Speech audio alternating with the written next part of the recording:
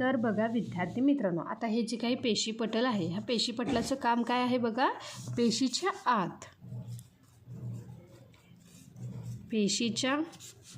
आत काय येणार आणि बाहेर काय जाणार आणि बाहेर काय जाणार यावर काय करते रे, हे नियंत्रण ठेवते. लक्षात आलं का? आणि पेशीपटल हे प्राणी पेशी आणि वनस्पती पेशी ह्या दोघांमध्येही असते. त्यासोबतच पुढे जे काही आहे, हा पेशीचा सर्वात महत्त्वाचा भाग आहे आणि तो काय आहे बघा, केंद्रक. काय आहे बघा, केंद्रक, ज्याला आपण काय म्हणतो, न्यूक्लियस. तर बघा विद्यार्थी मित्रांनो, आता हा जो काही केंद्रक हा वनस्पती पेशी आणि प्राणी पेशी ह्या दोघांमध्येही असतो. तर बघा आता केंद्रकाचं जे काही काम आहे, तर ह्या केंद्रकाला पेशीचा मालक किंवा मेंदू असे म्हणतात, म्हणजेच कंट्रोल सेंटर. काय आहे बघा, केंद्रक. केंद्रकाला आपण काय म्हणायचे, न्यूक्लियस. तर बघा ह्याचं जे काही काम आहे, हे काम काय करतो बघा, पेशीची सर्व कामे ह्या केंद्रकाच्या सूचनेनुसार चालतात. यात अनुवांशिक माहिती साठवलेली असते. लक्षात आलं का? ह्याला काय म्हणायचे बघा, पेशीचा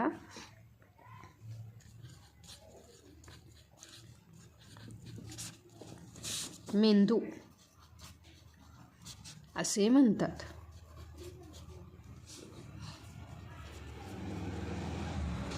पेशीची सर्व कामे, काय सांगितलं बघा, पेशीची सर्व कामे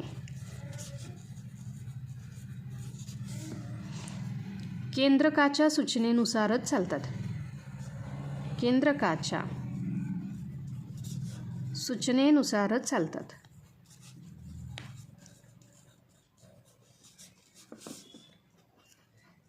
आणि ह्यामध्ये काय असतात रे, अनुवांशिक माहिती, ज्याला आपण DNA असे म्हणतो. यात अनुवांशिक माहिती साठवलेली असते.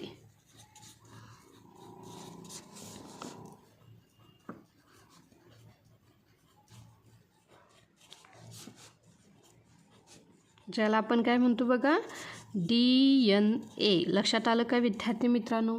त्यासोबतच आता बघा, हे फक्त पेशीद्रव्य जे आहे हे फक्त असतं वनस्पती पेशीमध्ये. आता बघा, जो काही केंद्रक आणि हे जे काही पेशी पटल आहे, यांच्यामध्ये असणारा जो काही चिकट आणि जेलीसारखा पदार्थ आहे, त्याला आपण काय म्हणायचे बघा, पेशीद्रव्य. काय म्हणायचे, पेशीद्रव्य.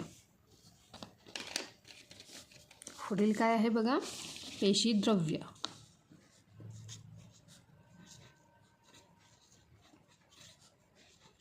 ज्याला आपण सायटोप्लाझ्म असेही म्हणतो.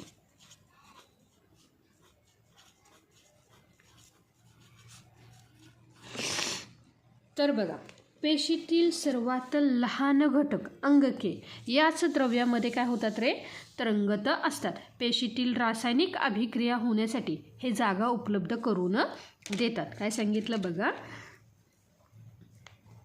केंद्रक आणि पेशीपटलमध्ये असलेला हा काय आहे रे, चिकट जेलीसारखा पदार्थ. आणि हा पेशीतील रासायनिक अभिक्रिया, काय आहे बघा, पेशीतील रासायनिक अभिक्रिया होण्यासाठी काय करतो बघा, जागा उपलब्ध करून देतो. लक्षात आलं का विद्यार्थी मित्रांनो?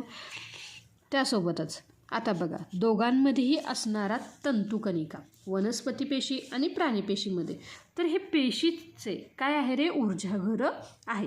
आपण जे अन्न खातो आणि ऑक्सिजन घेतो, त्यातून ऊर्जा तयार करण्याचे काम कोण करते रे, हे तंतुकणिका. कोण करतात, हे तंतुकणिका. या ऊर्जेमुळेच पेशी जिवंत राहते आणि तंतुकणिका ही प्राणी पेशी आणि वनस्पती पेशी ह्या दोघांमध्येही येते. काय आहे बघा पुढील घटक, दोघांमध्ये येणारा तंतुकणिका. काय आहे, तंतुकणिका. आणि त्याला आपण काय म्हणायचे, मायटोकॉन्ड्रिया.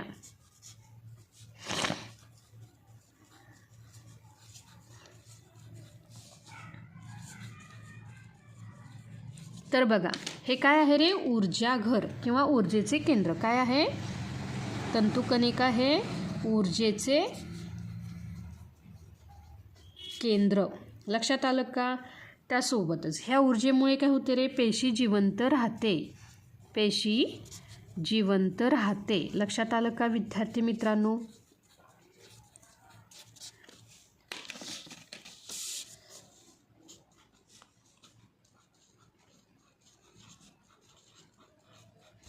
तंतुकणिका, जिला आपण काय म्हणतो बघा? मायटोकॉन्ड्रिया.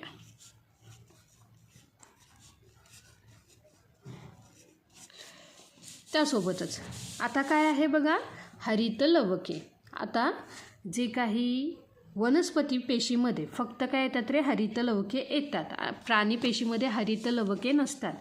वनस्पती पेशीमध्ये जे काय हरित लवके म्हणजे जे काय हिरवे द्रव्य असते. लक्षात आलं का? हे पेशीचे स्वयंपाकघर आहे.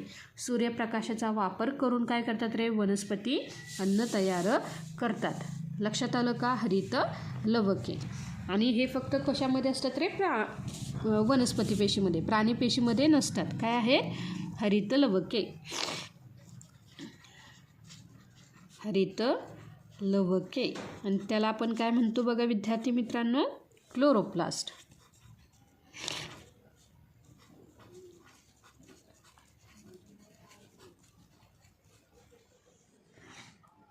हरित लवकांमुळे काय होते बघा? प्रकाश संश्लेषण ही क्रिया.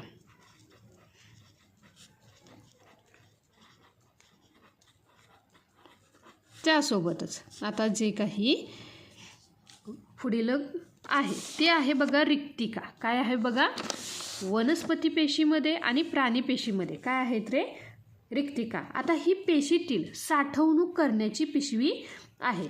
पेशीतील पाणी, टाकाऊ पदार्थ किंवा अन्न साठवण्याचे काम ह्या रिक्तिका करतात. लक्षात आलं का? वनस्पती पेशीमध्ये एकच खूप मोठी रिक्तिका असते आणि प्राणी पेशीमध्ये अनेक लहान लहान काय असतात रे? रिक्तिका असतात. लक्षात आलं का विद्यार्थी मित्रांनो? पुढील घटक रिक्तिका, ज्याला आपण व्हॅक्युल्स असे म्हणतो.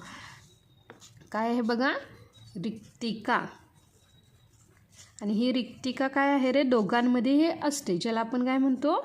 व्हॅक्युल्स.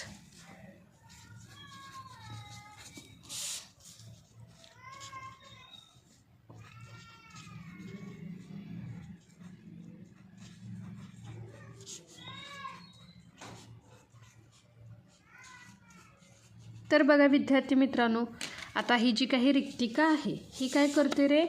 पेशीतील पाणी, टाकाऊ पदार्थ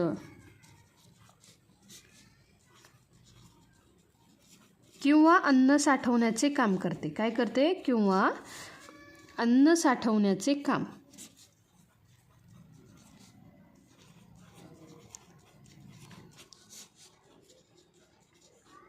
आणि प्राणी पेशीमध्ये काय असतात रे? अनेक लहान रिक्तिका. काय आहेत बघा? अनेक लहान रिक्तिका असतात. हे लक्षात ठेवा.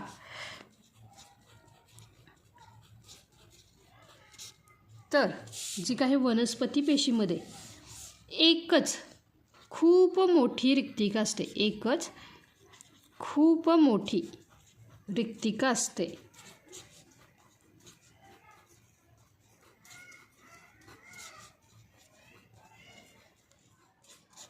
त्यासोबतच आता जे काही पुढील घटक आहे तो आहे बघा आंतरद्रव्य जालिका. आता बघा ही आंतरद्रव्य जालिका ही नळ्यांसारखी पसरलेली काय असते रे? रचना असते. काय असते बघा? ही जी काही नळ्यांसारखी पसरलेली रचना असते. हा पेशीचा रस्ता किंवा ट्रान्सपोर्ट विभाग आहे.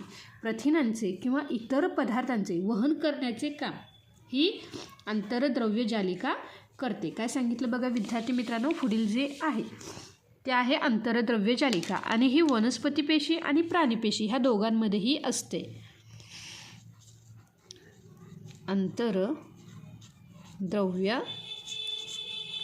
जालिका, ज्याला आपण काय म्हणतो बघा? Endoplasmic रेक्टिक्युलम, ER.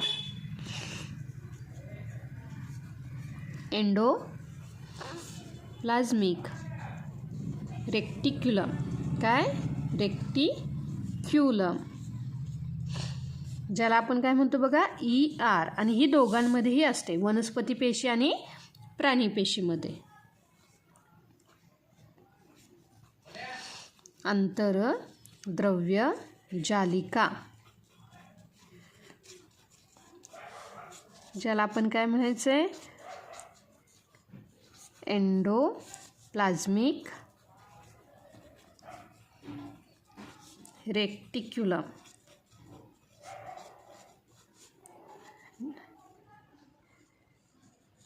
ज्याला आपण काय म्हणायचं, ER. लक्षात आलं का विद्यार्थी मित्रांनो? आता बघा, हे काय करतात, ते प्रथिनांचे आणि इतर प्रथिनांचे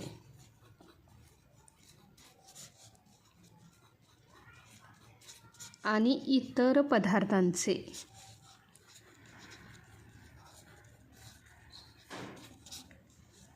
वहन करण्याचे काम, वहन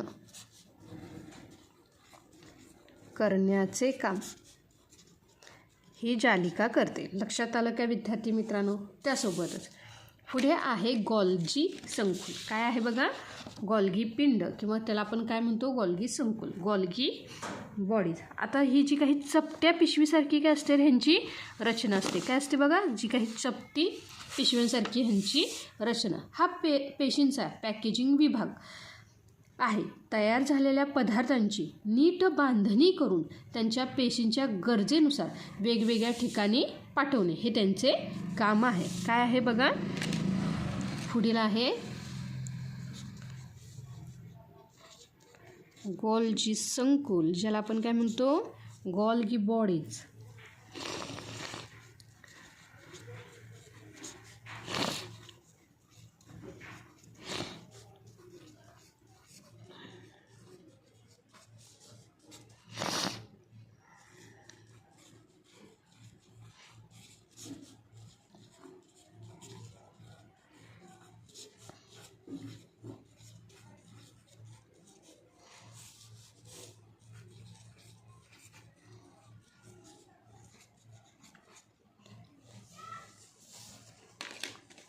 आणि गोल्गी संकुलाचं काम काय आहे बघा, तयार झालेल्या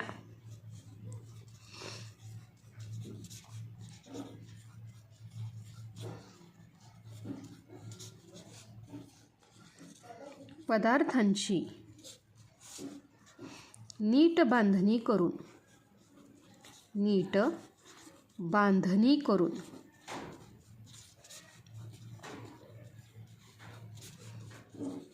त्यांना पेशींच्या गरजेनुसार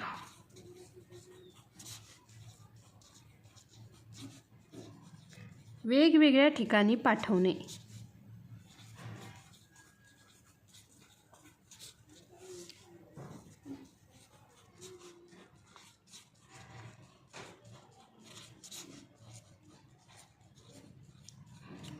तर बघा विद्यार्थी मित्रांनो, लक्षात आलं का की वनस्पती पेशी आणि प्राणी पेशीमध्ये काय असतात रे, पेशी पटल आहेत, गोल्गी पिंड, केंद्रक, आंतरद्रव्य जालिका, रिक्तिका आणि तंतुकणिका.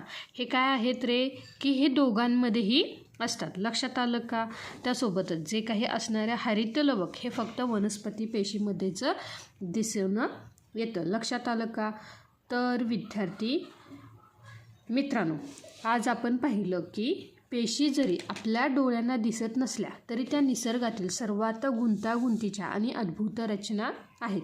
मग ती डोलणारी हिरवी झाडे असोत किंवा तुमच्या घरात खेळणारा कुत्रा, हे सर्व या लहानशा पेशींच्या जाळ्यांमुळेच काय आहे रे, शक्य आहे. आपल्यात आणि झाडांमध्ये किती मोठे साम्य आहे हे जाणून घेणे खरोखरच अफाट आहे ना.